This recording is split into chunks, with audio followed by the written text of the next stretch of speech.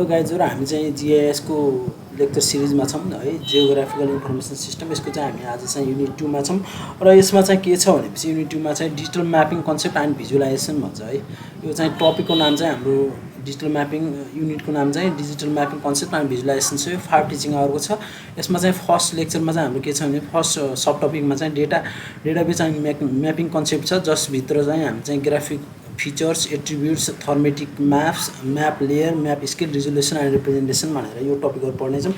र second sub टपिकमा चाहिँ map output and elements map design and map layout भनेर पढ्नेछौं है अनि त्यसपछि थर्ड सब टपिकमा म्याप प्रोजेक्सन छ यसमा चाहिँ हामी coordinate systems projection systems common map projection in GIS है अनि त्यसमा कन्भर्जन एमङ कोअर्डिनेट सिस्टम भनेर चाहिँ यसरी चाहिँ यो हाम्रो चाहिँ युनिट 2 मा चाहिँ यो थ्रीवटा सब टपिकहरु छ जुन चाहिँ फर्स्ट भनेको चाहिँ अब डेटाबेस एन्ड म्यापिङ कन्सेप्ट भयो सेकेन्ड भनेको map output and elements map design and layout भयो र थर्ड भनेको चाहिँ म्याप प्रोजेक्सन भयो है अब यो चाहिँ हामी फर्स्ट सब टपिकमा जाउँ फर्स्ट सब टपिकमा छ हाम्रो चाहिँ म्याप कन्सेप्टमा हेर्दाखेरि चाहिँ म्याप कन्सेप्टलाई हेरौँ है फर्स्ट अफ अल है एउटा चाहिँ कुनै पनि मार्क अन अ पेपरले चाहिँ के गर्छ भनेपछि त्यसले चाहिँ के गर्छ definable things on the earth surface है त्यसले चाहिँ के गर्छ definable things on the earth surface हुन्छ or representation usually on a flat surface है फ्ल्याट सर्फेसमा चाहिँ त्यो रिप्रेजेन्टेसन हुन्छ किनभने चाहिँ अर्थ चाहिँ कर्भ सर्फेसको हुन्छ तर चाहिँ त्यसलाई चाहिँ हामीले म्यापमा रिप्रेजेन्टेसन गर्दाखेरि चाहिँ फ्ल्याट सर्फेसमा चाहिँ हामी त्यसलाई चाहिँ रिप्रेजेन्ट गर्छौं any concrete or abstract image है कुनै पनि एउटा concrete or abstract image of distribution and features that occur on or near the surface of the earth or other celestial bodies भन्छ है कुनै पनि हाम्रो चाहिँ कन्क्रिट अथवा एब्स्ट्र्याक्ट इमेजहरु जो चाहिँ डिस्ट्रिब्युटेड भएको हुन्छ नियर द हैन कुनै पनि अर्थ सर्फेस अथवा सेलिटियल बडिजको वरपर हुन्छ भनेपछि त्यसले चाहिँ के गरेर हुन्छ भनेपछि त्यहाँ चाहिँ त्यसको चाहिँ फेचरहरुलाई चाहिँ के गरेर हुन्छ डिस्ट्रिब्युसन गरेर हुन्छ अनि एउटा चाहिँ अब यो त हाम्रो तीनवटा प्वाइन्ट चाहिँ थियो हाम्रो चाहिँ जीआईएस सँग रिलेटेड कुरा अब त्यसपछि यहाँ चाहिँ म्यापलाई चाहिँ कुनै पनि नन जियोग्राफिक युजेसमा हेर्नु पर्दाखेरि चाहिँ हैन does not necessary refer to the representation है त्यसले चाहिँ रिप्रेजेन्टेसन चाहिँ त्यसले गर्दैन कुनै पनि चीजको but to how things are arrange and how they are related to one other है तर यसले चाहिँ के सो गर्छ भनेपछि कसरी चाहिँ थिंग्सहरु रिलेटेड थिए र कसरी चाहिँ त्यसलाई चाहिँ अरेन्ज गरेको थियो त्यो कुराहरुलाई चाहिँ यसले चाहिँ के गर्छ देखाउने काम चाहिँ गर्छ for whatever reasons or geographic scales map means a representation on earth surface and non earth patterns themselves भन्छ है एउटा जियोग्राफिक स्केल भनेको चाहिँ है जियोग्राफिक स्केलले के गर्छ भनेपछि म्यापमा चाहिँ त्यसले चाहिँ रिप्रेजेन्टेसन गरिरहेको हुन्छ अर्थ र त्यसको चाहिँ अर्थको प्याटर्न नन प्याटर्नहरुलाई चाहिँ के गरिरहेको हुन्छ त्यसले चाहिँ रिप्रेजेन्टेसन गरिरहेको हुन्छ and it usually refers to a geographic representation although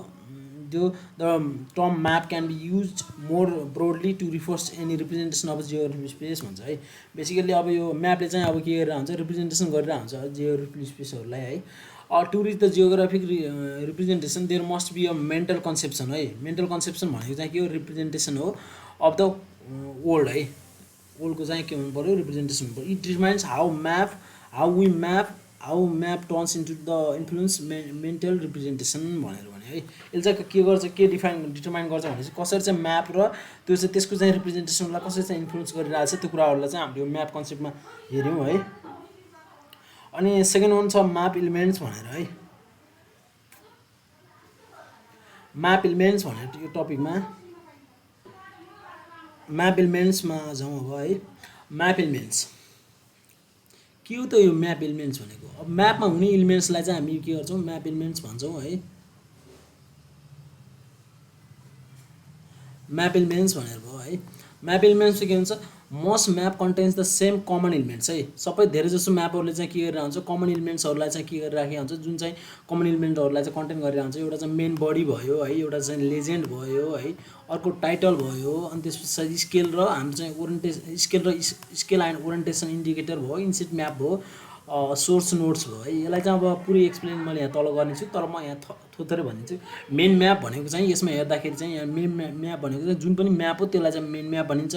legend भनेको चाहिँ यो कुराहरु भयो यहाँ चाहिँ हामीले इन्डिकेट गरेर आउँछौं यो भनेको यस्तो यो वाटर बडीलाई चाहिँ ग्रीन भन्ने यस्तो टाइपको समथिङ वाटर बडीलाई चाहिँ यो स्काई ब्लू भन्ने अनि त्यसपछि यो ग्रीनलाई चाहिँ फरेस्ट भन्ने यस्तो पार्टलाई हामीले के भन्छौं लेजेन्डमा चाहिँ राख्छौं टाइटल भनेको चाहिँ यो चाहिँ मेन टाइटल हुन्छ जसले चाहिँ के गरिरहन्छ यो म्याप चाहिँ केसको बारेमा हो भनेर त्यो रिफ्लेक्ट गरिरहन्छ टाइटल हो, टाइटल भइहाल्यो भने स्केल भनेको चाहिँ यो म्यापमा चाहिँ यो म्यापमा 1 स्केल इक्वल टु रियल बडिजमा कति स्केल हुन्छ भन्ने कुराहरूलाई चाहिँ रिप्रेजेन्ट गर्नलाई स्केल भनिन्छ। ओरिएन्टेसन इन्डिकेसन भनेको त्यही भयो। इन्सेट म्याप भनेको चाहिँ सानो म्याप जसले चाहिँ हामीले कुनै पार्टलाई चाहिँ अलिकति फोकस हाइली त्यसलाई चाहिँ जुम गरिराखेको हुन्छ। र सोर्स नोड भनेको चाहिँ के हो भने चाहिँ कहाँबाट चाहिँ यो इमेजेसहरू लिएको है त्यो कुराहरू हो। ओरिएन्टेसन इन्डिकेटरको बारेमा चाहिँ मैले यहाँनिर भनेको छैन। ओरिएन्टेसन इन्डिकेटरले के गरेर आउँछ भनेपछि यहाँनिर देखाइरहेको छ नर्थ भनेर यसरी पोइन्टिङ गरेर आउँछ। यसले कतातिर चाहिँ नर्थ हो भनेर यसरी चाहिँ पोइन्ट गरेर आउँछ। अब यसको चाहिँ हामी डिटेलमा जाउँ है। मेन म्याप बडी भन्छ है। मैले यो भन्न त भनिसकेको छु, त्यो पनि सर्ट अफ पढिदिन्छु। Exactly what it sounds like this is the map itself है। यो म्याप नै हो होइन। All other elements provide the supplementary information mean to clarify or support the main map body है। अरू जति पनि हामीले लेजेन्ड है, ओरिएन्टेसन भयो, हाम्रो चाहिँ सोर्स नोड भयो, टाइटल भयो, त्यो सबैले के गरेर आउँछ यो मेन म्यापलाई चाहिँ के गरेर आउँछ सप्लिमेन्ट्री अदर इन्फर्मेसनहरू प्रोभाइड गरेर आउँछ है। लेजेन्ड भनेको चाहिँ म अलरेडी भनिसकेँ, त्यहाँ चाहिँ हामीले के गरेर आउँछौँ एक्सप्लेन गरेर आउँछौँ in symbols which are use on the map है। Symbols use on the map भन्छ। An effective legend should include sample of symbols and short description of what that symbols indicates भन्छ है। अनि त्यसो टाइटलमा जाउँ है। Title reflect the subject of the map है। टाइटलले जहिले पनि के गर्नुपर्ने हुन्छ सब्जेक्ट अफ म्यापलाई चाहिँ रिफ्लेक्ट गर्नुपर्ने हुन्छ। A good title should include the geographic name and the layer name and then indicator name. For example if you map disputes the location of park in the settle, a good titles would be the location of all settle parks भनेर। अनि त्यसो inset map भन्छ। This smaller map feature up to the slide or in the corner of your main map है। Inset map typically shows specific areas of the main map on larger scale भन्यो है। Larger स्केलमा चाहिँ